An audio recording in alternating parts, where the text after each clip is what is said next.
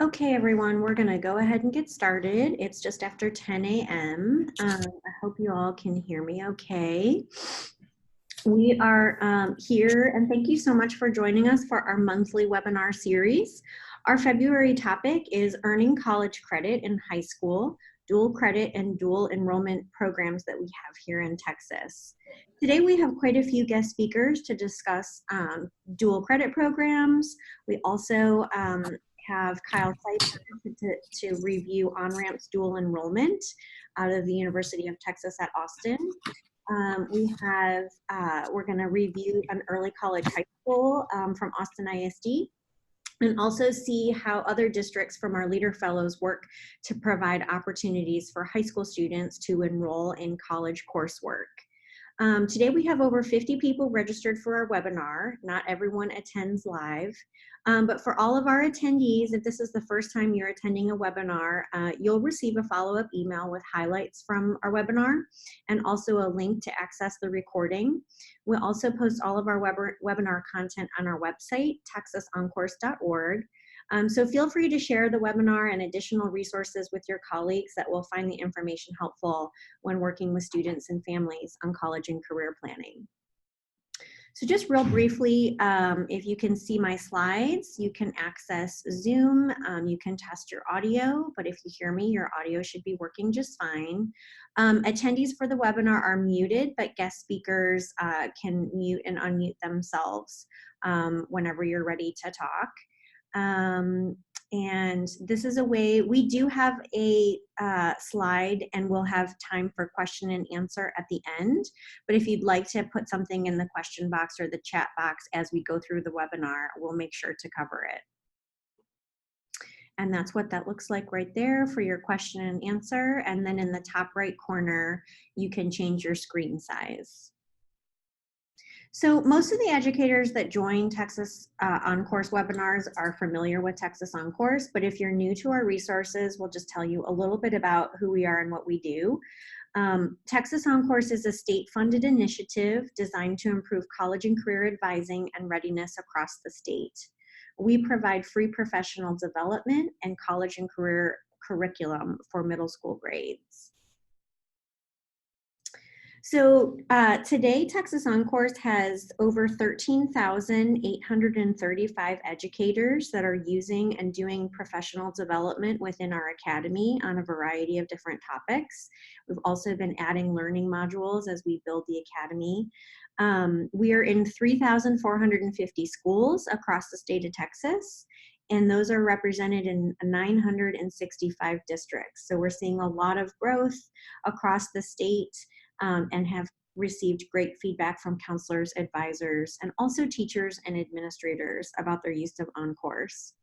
We also hit our goal of awarding 13,500 badges, which we hit in 2019, which is awesome. And our use of the middle school, the free middle school curriculum guide has grown by 56%, with almost 20,000 new students this past year registering for one of our middle school products, Middle Galaxy or Map My Grad. So I'm going to briefly go over the agenda. Our guest speakers are going to do their introductions and tell you a little bit about their background. And then Samantha Gonzalez from our content and resources team is going to talk a little bit about our college credits module and the academy learning that you can do on college credit. And then Kyle Seitz, Assistant Director of Strategic Initiatives, is joining us from our sister program, OnRamps, out of UT, to talk about the dual enrollment program. And then we have Jessica Diaz, who's an early college high school coordinator, to talk a little bit about how dual credit works at Eastside Memorial Early College High School in Austin ISD, here in Austin. And then we always include some best practices from our Leader Fellows. And today we have Marissa Diaz from Keller ISD and Kyla Kenworthy from Hereford ISD to talk a little bit about the institutions that they work with, how their dual credit and how their dual credit works in their school districts. And then we'll have time for question and answer and wrap up. So I'll just briefly introduce myself. My name's Laura Guggen. I'm Assistant Director of Program Implementation here at Texas OnCourse. I've been here for a couple of years, and my background is as a counselor, high school counselor, elementary school counselor a long time ago, and also as a district coordinator for college and career programs. Samantha? Good morning, everyone. I'm Samantha Gonzalez, the Content and Resources Program Manager here at Texas OnCourse, and I heavily support all the content that Texas OnCourse puts out. Kyle? Hey, good morning, everybody. Kyle Sipe. I'm the Assistant Director for Strategic Initiatives. Previous life, I served as a Director of College and Career Readiness. Spent some time in the College of Ed here at UT as well, working on scaling up early college high schools and kind of when they first kicked off. So in 2007 all the way up to about 2012. And then also would be remiss if I didn't say I was a high school math teacher prior to that. Awesome. Thanks, Kyle. Jessica?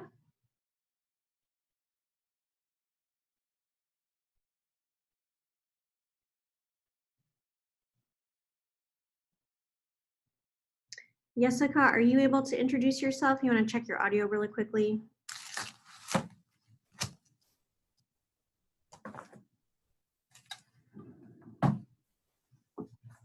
Okay, we can't hear you, Jessica, so I'm going to give you a few minutes, and if you want to pop back in and try your audio, we can do that. I see that you have a microphone. We're just not able to hear you for some reason. Marissa? Yes. Oh, hi. I'm Marissa Diaz. I'm a Leader Fellow from Keller ISD.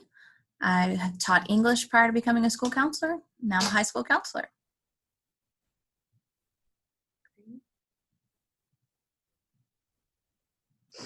Kyla, are you with us this morning? Okay, and I don't see Kyla on our webinar, but if she's able to join, we'll have her do a short introduction as well. Samantha, do you want to start with the resource spotlight? Yes. So good morning again. For today's webinar, I'll be highlighting resources from the college credits module in our academy. So here is an example of the Texas OnCourse Academy layout and the dashboard once the learner has logged in and wants to explore our modules. For today's resources spotlight, we'll be focusing on the post-secondary pathways content area, which is selected there on the screen. These are the different badges that can be earned in our post-secondary pathways content area. The resources for today are from the college credits module. To get to this module, you'll need to click on the admission and applications process badge. And after you select that badge to explore the modules, you will need to click on the number 3 to be able to complete the college credits module. You can locate the resources highlighted in this webinar in the additional resources section at the end of the module within the Academy or at Texas OnCourse's Pinterest page. The following handout is a high-level view of the opportunities available to gain college credit while in high school. The College Credit Opportunities handout can be used with students who are interested but not yet able to enroll into one of these programs.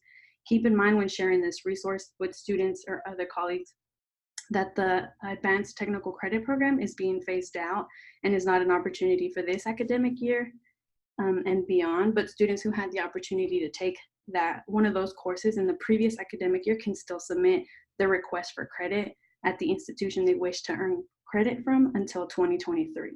And this handout can be found within Unit 1 of the College Credits module. The Comparing College Credit Programs PDF is a more detailed review of each college credit program. The handout explains how students can participate in the program, the benefits, TSIA requirements for each program, tuition and fees, and other helpful information. This is only page 1 of 5. Log into the Academy to download a complete copy, and this PDF can be found within Unit 8 of the College Credits module. To further help explain the different ways to earn college credit while in high school to students, you can find several PDFs that describe the differences, advantages, and possible limitations of earning college credit. These PDFs can assist in identifying the appropriate college credit program for students who are interested, and these PDFs can be found within Units 2 through 7 of the College Credits module. Each unit within that module provides information about each college credit program. And I'll hand it over to Kyle. Hello, can you hear me? Jessica, was that you? Yes. Okay, perfect. Thank you for doing your audio check. We're going to turn it over to Kyle, and then I'll introduce you when we get to your slides on eSide. Sounds good. Thanks. Kyle? Absolutely. So kind of a quick 30,000-foot view of the OnRamps model and kind of how that actually manifests into the college credit opportunity for kiddos. You know, first and foremost, on the next couple of slides are just some data points where you're going to see, really the numbers that keep us up at night. And specifically at OnRamps, the number that keeps us up at night is this 23. So what you're looking at on the screen is higher ed coboard data where it shows matriculation into post-secondary opportunities for students. What that translates to is that when you really distill it down to that 23, only 1 in 5 students in the state of Texas will actually graduate high school, enroll in an institution of higher ed, and then complete a credential in some way, shape, or form. And I say that because that is a number that keeps us up at night, because that also goes into receiving certificates, associate degrees, bachelor degree or higher, but that's given 6 years, not 4, 4 years, not 2. So this is a number we want to shift. And I know you'll see it in some of the other pieces as well. On the next slides, there's some mechanisms in place from Jobs for the Future, as well as the UT system report, that if a student takes a college credit bearing course, which is what you're here to learn about today, they're 2 times more likely than their peers to be in that 23% than not. In fact, take the ACT College Readiness Study, the College Board College Readiness Study, stack that on top of these reports, and we can scrub the word dual credit and actually say if a student enrolls in a college credit bearing course while in high school, they're 2 times more likely than their peers to persist. So you're here today to learn more about some of those opportunities. What I would encourage too is what these reports don't say. It doesn't say that in order to be successful, you have to get an A. It doesn't say that you have to complete at least 12 hours. It doesn't say you have to get at least a 3 on the AP exam. It just says you have to be willing to step into that experience before you get there and know exactly what you look like and feel like in that academic situation in a post-secondary opportunity. The only thing these credits don't take, or these studies don't take into account, is the quality of the course around why students actually don't persist, why we only have 23%. So if we had unlimited time today and no additional work to do in our hour, we could sit here and debate the reasons why students fall off that matriculation chart. And if we set finances aside, the reasons that students don't persist have nothing to do with their academic programming. It has everything to do with the rest of the story, where that bucket where they keep their social emotional, toolkit, where we keep time management, self-monitoring, self-actualization, the ability to be your own agent advocate in a zip code other than home, and specifically do so under the guise of how to learn persistence when you put all those variables together. On the next slide, just for our mission, it's not about, just bringing more students to UT. It truly is that altruistic mission of increasing the number and diversity of students who actually get to step into these residential courses, practice this social emotional toolkit in a dual enrollment environment. So the next graphic on the next page is Laura, let's go to that dual credit versus dual enrollment graphic. Should be the next one, 2 pages over. One more. Oh my goodness, I'm skipping ahead, so far ahead. Let's go 2 more. There we go. 2 more back in the students. It's blue. I just know that it's blue, so I give Clarissa a hard time with it. There we go. Sorry. So in our programming, in an effort to really increase the number and diversity of students, it's about streamlining and removing as many barriers as possible.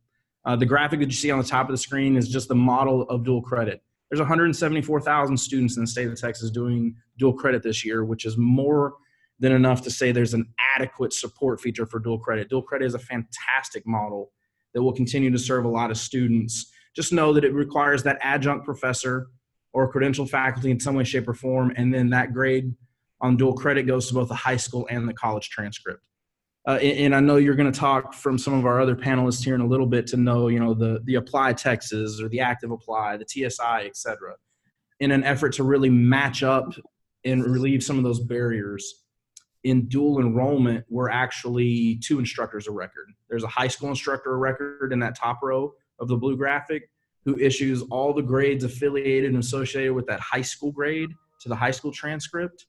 And then there's that UT Austin faculty of record in that bottom row that issues the college grade to the college transcript. First and foremost, knowing that the 2 instructors there work in concert, that it is about helping students understand that an A in a high school course is not always synonymous with an A in a college course. In most of the time, that's purely due to just volume. When you think about your own high school experience and your high schools that you have in your districts right now, where there's daily works, homeworks, quizzes, tests, retests, requizzes to make up a word there, where there's this volume of grades that add up to be that track towards mastery in the high school grade book, because that is the mantra of high school. I want to make sure in my Algebra 2 life that my students have plenty of opportunities to track towards mastery. But then look at the parallel and compare to your college grades in your college grade book. And in your own college life, how many grades do you remember inside of the class itself? In fact, the average across the state of Texas right now is 3. So when you think again, that parallel, look at it just in a small 9-week chunk. In the first 9 weeks of class, in that dual enrollment model, a high school student would take daily works, homeworks, quizzes, tests, and that goes into the high school grade. They might fail a test and come in and retake it with their high school teacher. And then in that first 9 weeks, they might only take 1 exam on 1 day. And let's just say for easy math on the high school side, because they did the retests, because they did the tracking towards mastery, they got a 90. And then they took 1 exam on 1 day in their college course and they got a 75. So the student sees those 2 averages running side by side, that A in the college course, in the high school course, and that 75 in the college course. Knowing that first and foremost, that social learning, an A in a high school course isn't always the same as an A in a college course. And the single most important thing we want a student to really gain, how do I fix that 75? What do I need to do? What is in my toolkit? How do I need to buckle down and really start showing that what students work on and how they respond to the challenge of those principles of teaching and learning. We learn best with and through others. So think about your own college experience as well. When you were in a class in college, you typically had the lecture, you had the sage on the stage, or you had some form of a lab, or you had this content, and it was that fire hose effect. There was a lot of content. And then outside of that class, you met with other people. You sat in the library, you went and sought other folks out, and you created this study group, and you created that synergy around that study group on basically a Socratic seminar without really calling it that. You were asking each other questions, you're quizzing each other's notes, and really looking at how you needed to respond to that course. We set that same parallel up here so that when a student in that example that's got a 75, they say, how do I fix that 75? The beauty of it is the high school prep, that daily work, homework, quiz, tests on the high school side, pun intended, are built to ramp up to that next college assessment so that students really see that work-reward relationship, that the things that you do to help prepare your grade don't always show up on your grade. Those practice pieces that study, that go in to see office hours and actually engaging in the content itself, students don't see those particular pieces show up on their college grade, but those are those practice pieces and preparatory things that scale them up for that college assessment. So those grades stay separate. My favorite thing about OnRamps too is in that college grade from our college professor, at the conclusion of the course, the student actually has the opportunity to accept or decline that college credit to be issued to the transcript. So when you think about that, remember that high school grade is earning to the high school transcript for the high school credit. And because those credits are separate, it allows that construct of choice for the student on the college side. Laura, if you'll skip ahead 1 slide there, you've got the implementation plan. Basically at the conclusion, that orange one on the far right, at the right before that Navy May year-long spring college grade, at the conclusion of that college course in the spring semester, students actually receive their final average in the course. And at that point, they have a chance to actually accept or decline that credit to be issued to the college transcript if they so desire. A perfect scenario pops up of what should I do, or should I accept a 74? Should I accept an 85? The beauty of it is, again, we want to build agents and advocates out of our students. We're nudging them along the way to talk to the college you plan on attending, the 5 that you're thinking about, something along those lines, so that you're making that informed decision based on policies and practices from other institutions inside the state and outside the state, public and private. Just knowing that if you transfer this credit to an in-state institution, these are core curriculum credits. We're obligated to transfer under the state of Texas law. The next slide shows our course suite. So you can see each of our courses that we offer in OnRamps. The top 2 rows are STEAM courses, if you will. The science, the technology, the arts, as well as the math are actually what's traditionally a single semester college course stretched out over the full high school academic year.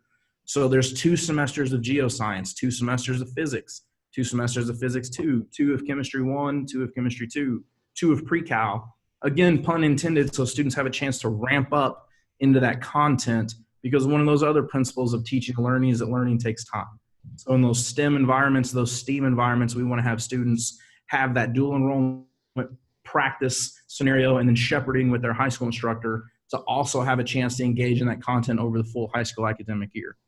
The ELA and the history course on the bottom is actually a fall and a spring. So in those 2 courses, students can earn up to 6 semester credit hours. The other bonus that I would tell you about the courses themselves, and I know my time is going to run out, pretty quick, is it's high school course prerequisite. In order to participate in OnRamps computer science, as long as the student has a high school credit for Algebra 1, they are eligible to participate in the OnRamps computer science course. I say that because the phrase within the phrase there is there's no TSI requirement for a student to participate in the course. They just need to bring their high school course prerequisites. As we move through the next couple slides, just look at our scope. There's a couple of impact slides that we're really excited about and really kind of diving into these 5 bullets. One, the obvious, in-state transferability, but we want to increase that retention level for students and that matriculation, that 23%, and then also decrease that time to degree, that we can get cost associated or cost breaks associated with these courses that lead to fulfilled credits that are guaranteed to transfer across the state. The next couple of slides show our student populace. So we've got right at 33,000 students actively sitting in an OnRamps course across the state in 175 districts in 348 campuses. The district, or the profile of our student, I think, is the student body on the next slide is what we're most proud of. That when we talk about increasing the number and diversity of students at OnRamps and really opening the doors to traditionally underrepresented populations across the state in the small pockets of the 175 districts that we work in, at the 33,000 students, our student body is actually right now comprised 56% Latino. 51% are actually identifying themselves as first generation. So when we talk about working and partnering with districts to increase number and diversity, we want to do so at that granular level where the district can come in and say, these are the students I want to engage. This is the course where I have a teacher that can be that catalyst and that lighthouse for change. And then more importantly, we can marry those 2 resources up, work together in concert with our training, and give those students the opportunity to kind of be that first course and be that 2 times more likely than their peers to jump into that sequence. The last couple of slides just kind of highlight some of our demographic data across the state. Give my communications and marketing team a hard time here, because when you press the play button, it actually starts filling out the campuses as they pop across the state. Yeah, definitely don't have to do that, Laura. Not a worry there. And then the last 2 slides are some data points that I would just share, success points that we're seeing from our students. Students that are economically disadvantaged, categorized economically disadvantaged, actually are 38% more likely to enroll in a 4-year institution compared to. If you go to the next slide, I think the one that we're happiest about as well is matriculation. That 72% of OnRamp students enroll in a college in some capacity after graduating high school, compared to 56% of OnRamp students, of non-OnRamp students across the state. So that's that interception a little bit early, that to experience college before college means that we truly are trying to prepare you for that sequence and that next step. Last 2, cost of Oh, yeah, go ahead in the last one there, Laura, after the 90%. Our cost associated with it. Oh, apologies. That's actually where we've sent transcripts. So there we go. There's our course cost. It's a flat fee, $149 per course per student, or $99 per student on free or reduced lunch. Just know that that's all associated learning materials for the student. The student actually pays the district as opposed to the college directly.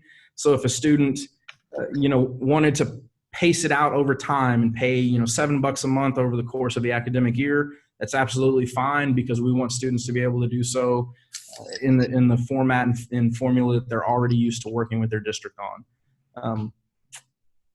That is it. We've got Sammy's quote. He goes with us everywhere. Just knowing that it's about, understanding yourself in that next challenge. Then more importantly, it's not the academic piece that teaches you the persistence. It's the social and emotional toolkit that you subsidize in these course experience. All right, thank you so much, Kyle. I've got your number and your contact information up here if anyone wanted to follow up with Kyle with any questions. Thank you so much. It's awesome to see all of the growth with OnRamps since like 2012 with 33,000 students currently. So thanks again, Kyle. We're going to kick it over to Jessica Diaz, who's going to talk a little bit about the early college high school model at Eastside Memorial Early College High School. Jessica?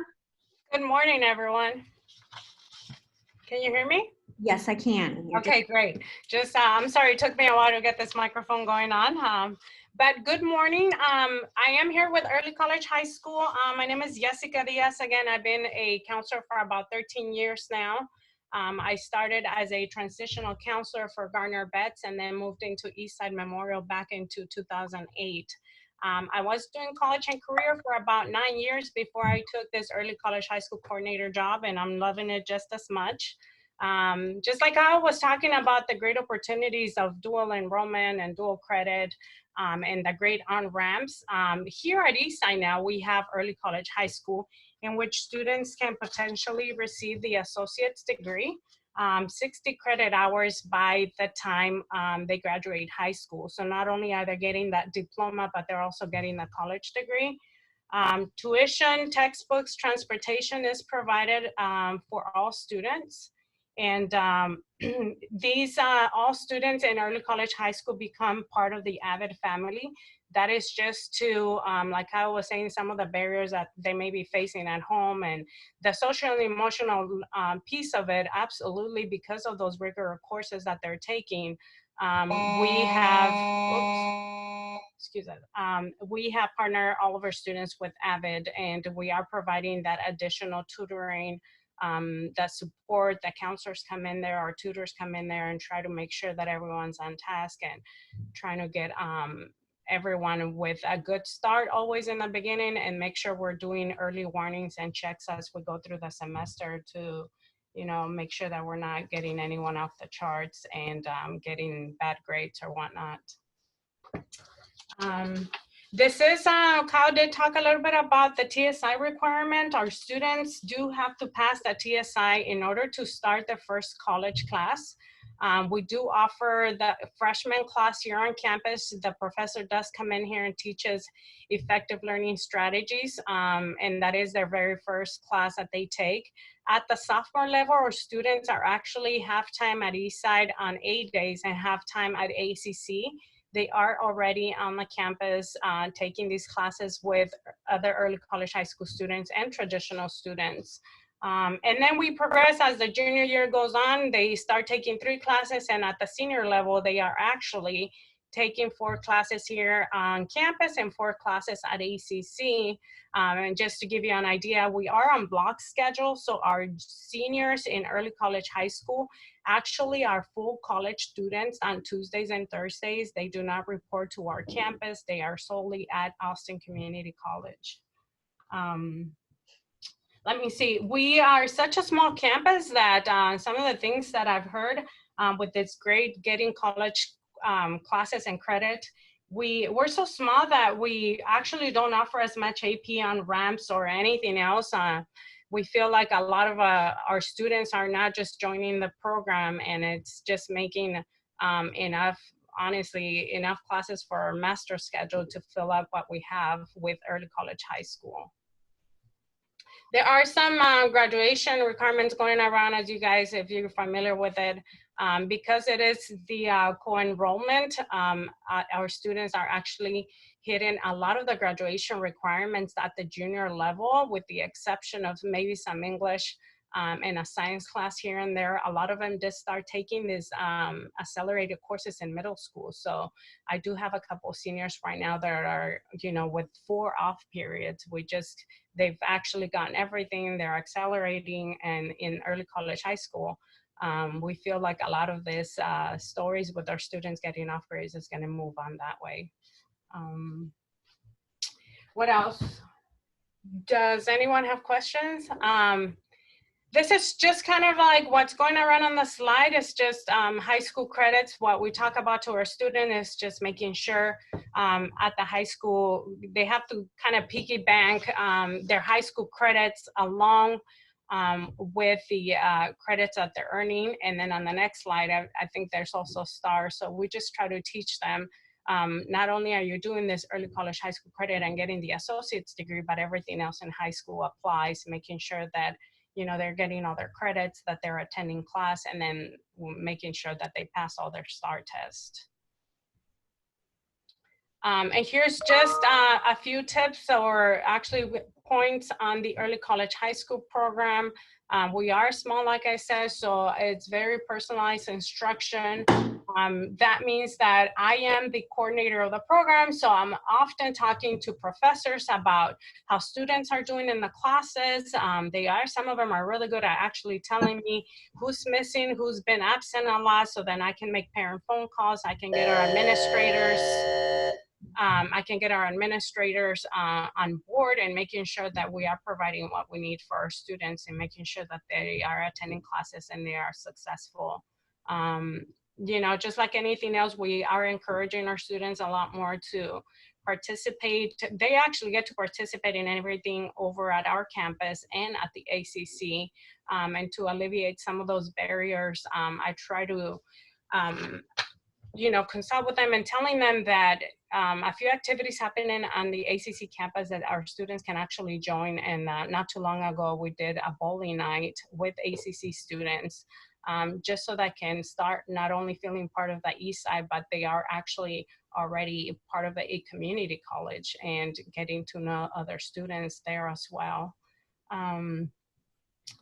Like I said, there's with AVID, we bring all that support within AVID. All of our early college high school students are AVID students, and that's again just to bring all the extra support that they need. And right now, honestly, we couldn't do it any better. Our seniors are actually doing all the college applications, all the admission stuff, and financial aid through AVID. And of course, their ultimate favorites is joining all of those field trips that come along. I don't know if you know, but Eastside is also Innovation Academy. This is a program that started at Martin Middle School. And a lot of our Innovation Academy students are also early college high school students, but most of our early college high school students aren't Innovation Academy students. So we have a little bit of both. The only thing really that makes a difference in these two programs is the Innovation Academy students. If they are solely Innovation Academy, they are in 3 CTE pathways only, and their core classes are together. But like I said, this is a program that started on Martin, and we figure out that we can actually do Innovation Academy and right hand in hand with early college high school. That is great information, Jessica. I had a quick question before we turn it over to Marissa and Keller. How long has Eastside Memorial been in early college high school?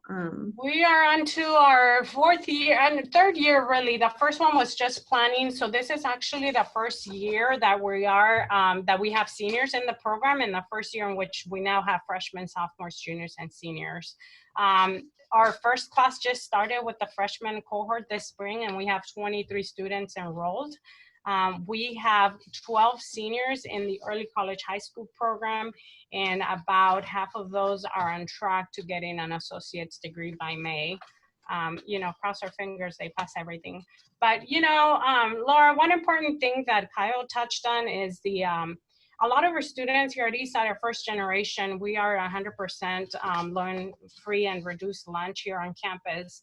And the only thing that I've seen much of this is the, within this first generation, we're providing all of this, our district is providing all of this for free, transportation, textbooks, and all of that to eliminate that cost barrier. But also there are multiple other things going on. We think we can provide as much as we can here on campus, but we cannot control what's happening at home. I've seen a lot of our students, you know, just go off the charts with us just because they also are working full time and trying to bring in some income to the family. So that's one thing that we haven't been able to figure out how to go beyond that. Some of my students are struggling just because of the reason, and because of that, they cannot take the full early college high school course load. So we do have to, you know, no matter what, they're still knocking out 30, 40 college credit hours, which is great. But that is one thing that's holding some of our students back from that associate's degree. Yeah, thank you so much, Jessica. And I would say too, that really paired nicely with what Kyle mentioned in terms of the challenges that our students face as high school students taking rigorous coursework or just taking even regular high school coursework. And so that persistence topic, you know, really resonates throughout their high school years and well into their college years. And seeing how many challenges our students have to be successful and go on and obtain a degree. So thank you so much, Kyle from OnRamps, and thank you so much, Jessica from Eastside Memorial. Marissa, I'm going to turn it over to you to talk about dual credit in Keller ISD. All right, thank you. Again, I'm Marissa Diaz, I'm in Keller. So we work with Tarrant County College and Weatherford College with for our dual credit programs. We've worked with Tarrant County College for the English and histories. And then just this year, we started working with Weatherford College for our CTE, some of our CTE classes. So as you can see, English 3 and 4, U.S. History, Government, and Economics, TCC on campus. And then the aircraft classes have been at TCC. Kids travel there, so they're given time off from school to be able to do that. And then the advanced animal science is at our Career and Technology Center. So students in that pathway are taking Weatherford College classes for that. So that is our dual credit. We also have OnRamps on campus. So this year we had college algebra and pre-cal. Statistics didn't quite make, but we're keeping our fingers crossed for next year. And we're also going to add, which I forgot to say, we're going to add physics 1, see if we can get that one to make on our campus as well. So we have those opportunities for dual enrollment and dual credit. The process, here's a bit of the process. Our advanced academics director has a school counselor on each campus that handles sharing information with the kids and their families and the faculty and helping kids enroll in the process. And we have all the meetings that go with that. And we try to walk the students through the process of registering an enrollment for our dual credit classes, because the process is confusing and it takes a while.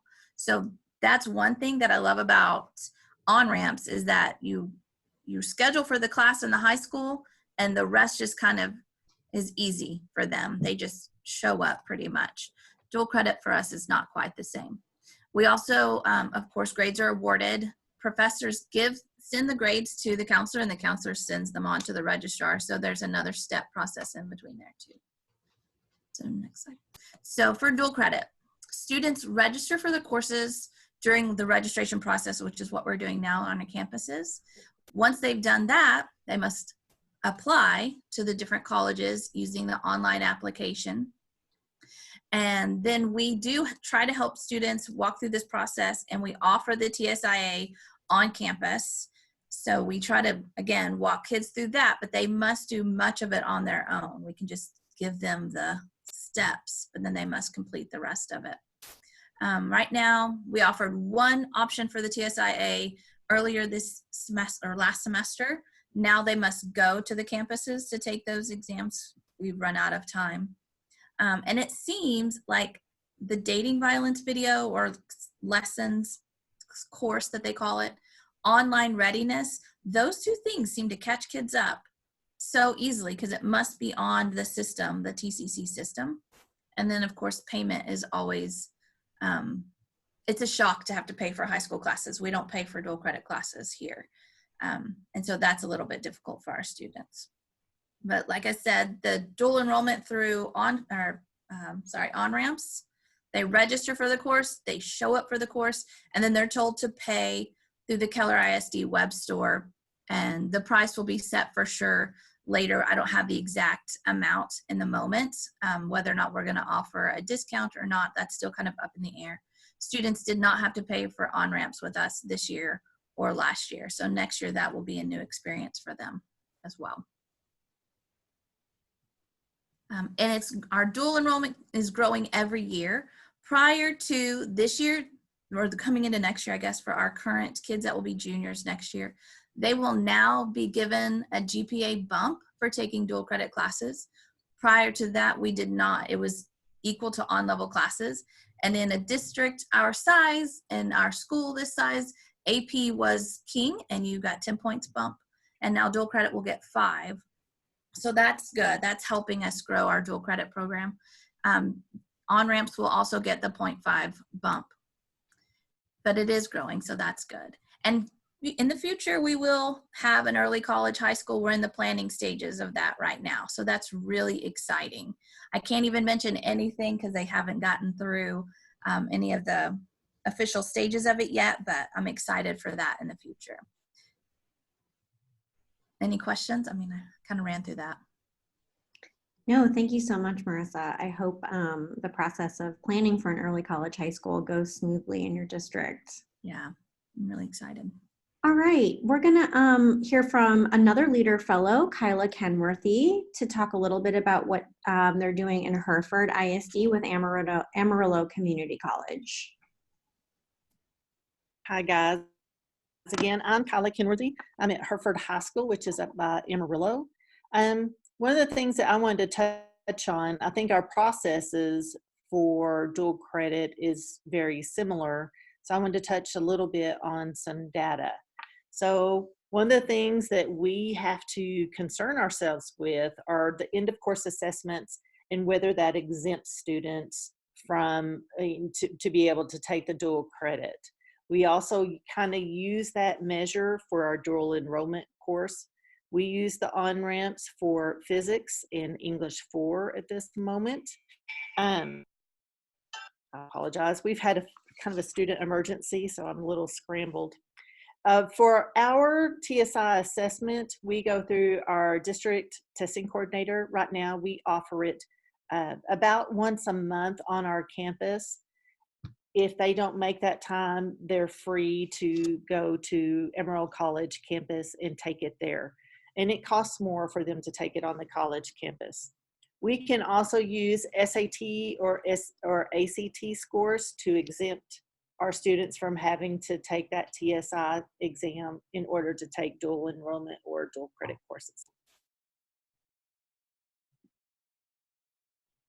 So one thing that we make sure we communicate with our parents and students is that college readiness in our curriculum is a huge thing.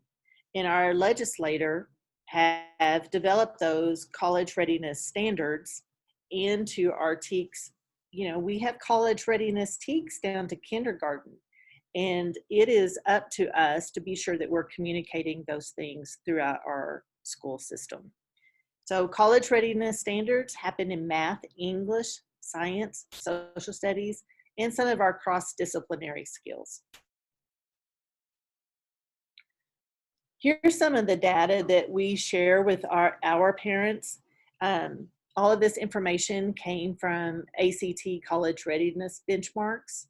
This is in math, which shows that taking this course pattern in high school, how this affects their college readiness in college, huge difference. So, you know, if you look at the very end column in blue, you'll see that Algebra 1, Algebra 2, Geometry, Trig, and Calculus, 62% of our Texas graduates report college readiness in that area. We feel, and we communicate with our parents, that part of that success begins with dual enrollment or dual credit courses.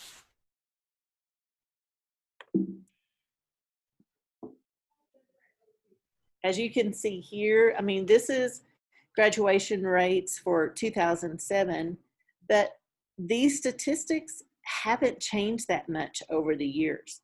As you can see in pre-cal and calculus, you know, 55% of our students are college ready. We know in physics, 49% of our students are college ready. You know, I really believe that, especially with the OnRamps model, with our dual enrollment offering the physics statistics, that impact on across our board is gonna be very impactful. In the next 5 years, I think we're gonna see the impact of that. One of the things that I think it's important to note to parents is 60 by 30. Which states, you know, by 2030, 60% of our high school graduates need to have some sort of post-secondary education. The impact of that across our state is going to be huge. All right, next slide, because I kind of jumped ahead a bit, which goes straight into this slide. We know statistically that more jobs are going to require post-secondary education. That means our high school students have to become more and more college ready. And you can see, you know, if you use the light blue, that's master's degrees. The medium blue is bachelor's degrees, associate's degrees, and it goes down from there. When you look at 2020 versus 1973, that post-high school data frame has gone from 72% of our jobs needing high school graduate knowledge to less than 40% needing high school graduate knowledge. And that means what, 65% of our force is going to need post-high school education. Just that, this block alone makes a huge impact with our parents and students of the needs of their education of their student and how that's going to translate long-term in their lives. Next slide. There you go. So some of the things that we do on our campus, we require all 10th graders who have signed up for a dual credit course for their 11th grade year. They're given the TSI for free here at high school. We give it one time. After that, if they have not passed the TSI, we pull them out of the dual credit course until they have provided proof to us that they've taken it and passed and made that standard. We just have felt that this alone has kind of lit a fire under them to realize that they're going to have to own some of the process in their own minds. We pay for it out of our counseling budget. We just felt like it was a good investment and helps us and our students and families. One of the standards that we have is that all students have to have an 85 in the content area or above to register for that dual credit course. We feel like that's a pretty good measure. And we measure that success in their college grade, in their college entrance exam. And we kind of track that with our dual credit kids especially. Next slide. So we know that demonstration of college readiness can happen through the TSI assessment, the ACT, SAT, our Algebra 2 STAR score. We know that now If our students take Algebra 1 in junior high, they're going to have a math assessment now in high school. That can be through their Algebra 2 ACT or SAT. We don't know how that's going to translate with the STAR or EOC. The same with English 3. We can use those scores in order to determine those college readiness. Our dual credit eligibility is placed through English 2 STAR, their TSI, their Algebra 1 STAR, plus a passing grade. And in our campus, that's an 85 in Algebra 2. We can use their PSAT or their Plan or Aspire if you use the ACT program. You know, all of these things, it's not required for a dual credit course in a workforce education level 1 certificate. So your CTE programs that offer those certifications don't require these things.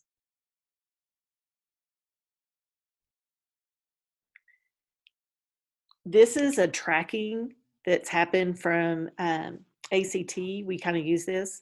This is a cohort of 2014.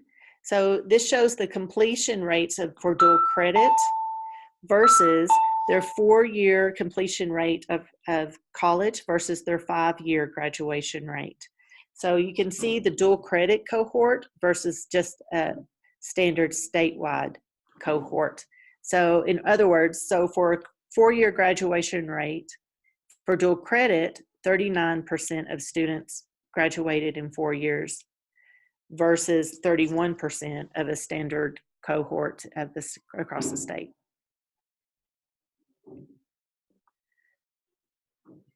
We know, at least here and across the state, most dual credit is partnered with a 2-year college institution. 94% of all dual credit students were at 2-year colleges. We know in a public 2-year, we had 126,000 students enroll. In public university, only 7,500 students enroll. This fall had the largest numerical increase with 21,000 more students than the fall of 2018. That's a huge jump in what's happening with dual credit and dual enrollment. I personally feel this is in large part due to the OnRamps program and how that's translated across our state into accountability for all of our schools. We also see, and I see it specifically on my campus as well, that technical dual credit is growing as well. That certification and how we communicate that to parents and families has truly made an impact in that program. Okay, thank you so much, Kyla. I think it's very interesting to see, you know, that we wanted to have a webinar on college credit and earning college credit in high school. And we spent an hour going over, you know, dual credit and dual enrollment. And the theme has been that more and more students, not only across the state of Texas, but I would say nationally, are participating in these programs. And so that's exactly why we have a college credit learning module for those folks. I think more and more counselors, advisors, teachers, and administrators are advising students on how to take these courses and what kinds of courses they're enrolling in. So it's fantastic information. Big thanks to our guest speakers. We really appreciate it. If you're attending and you have a question, by all means, please type your question in the chat box. While you're thinking about some of those questions that you may have, like I said, we will email you these resources that everyone covered in a follow-up email. And just a couple of quick announcements. Our monthly webinar series the next couple of months are up here. March 3rd, we're going to talk about making careers matter in middle school. We've got a lot of school districts doing college and career readiness instruction in 6th, 7th, and 8th grade. So we have some great resources to share. And then in April, we're going to talk a little bit about effective advising and reducing implicit bias when working with students. That's definitely a hot topic right now on advising practices when it comes to working with families. So if you have not had a chance to complete the college credits learning module, there's a link to our academy right there. If you are able to log in, I would encourage you to just see what's in there on learning college credit. It's got some great information that will help your work with students. I don't see any questions, but also if you do, you can feel free to email us at Texas OnCourse. And we thank you so much for joining us. Stay tuned for the email with the recording. We pop this onto our monthly webinars landing page and also add it to our YouTube channel.